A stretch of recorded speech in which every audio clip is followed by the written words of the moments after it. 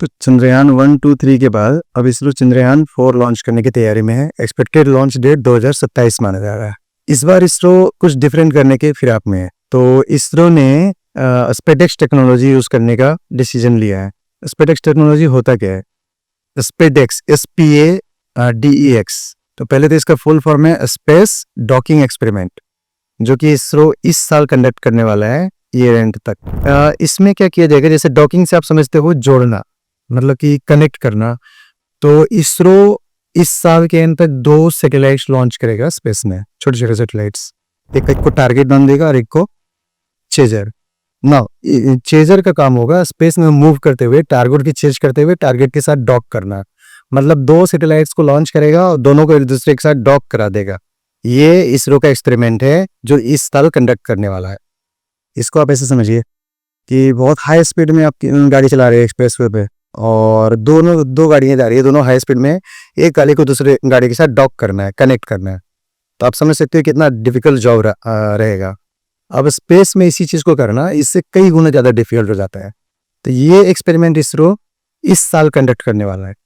क्यों कंडक्ट करने वाला है? क्योंकि इसी का यूज करेगा इसरो चंद्रयान 4 भेजने में।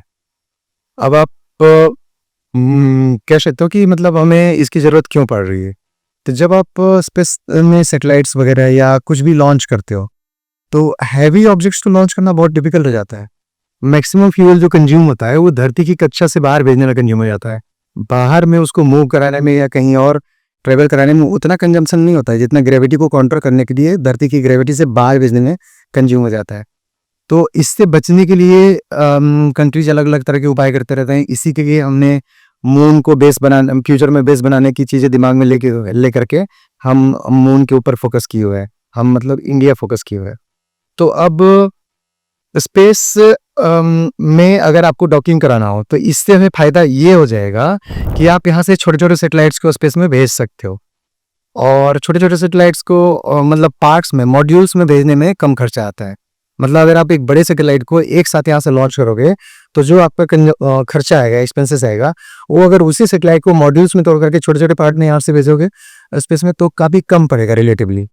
हेंस इसरो का जो आइडिया है वो है कि चंद्रयान 4 को कई सारे मॉड्यूल्स में ब्रेक कर देगा, डिवाइड कर देगा, और उन मॉड्यूल्स को यहाँ से स्पेस में लॉन्च करेगा। उसमें स्पेस में उन सारे मॉड्यूल्स को एक दूसरे के साथ डॉकिंग करेगा, एंड देन वहां से एक दूसरे के साथ डॉकिंग करने के बाद, कनेक्ट करने के बाद उसको चांद की कक्षा में भेज देगा।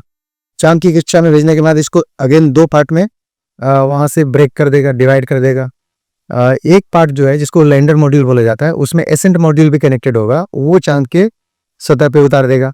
नाउ लैंडर मॉड्यूल का काम होगा पानी वानी जो भी पत्थर वत्थर मिट्टी है उसको इकट्ठा करना, सैंपल इकट्ठा करना। सैंपल इकट्ठा करके लैंडर मॉड्यूल पास ऑन कर देगा एसेंट मॉड्यूल को, जो लैंडर मॉड्यूल में कनेक्टेड है ऑलरेडी।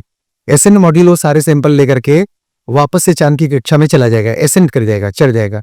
एंड चांद की कक्षा में जो रिटर्न मॉड्यूल पहले से मूव कर रहा होगा वहां पे लैंडर एसेंट मॉड्यूल जाकर के डॉकिंग कर लेगा। डॉकिंग करने के बाद जितना सैंपल एसेंट मॉड्यूल के पास है वो सारा का सारा रिटर्न मॉड्यूल में आ गया। वहां से रिटर्न मॉड्यूल वापस धरती पे रिटर्न कर जाएगा, एंड जिसको वापस इसरो अपने लैब में ला करके टेस्टिंग कर सकेगा कि फ्यूचर में हम चांद पे धान उगा सकते हैं, क्या कर सकते हैं, क्या नहीं कर सकते।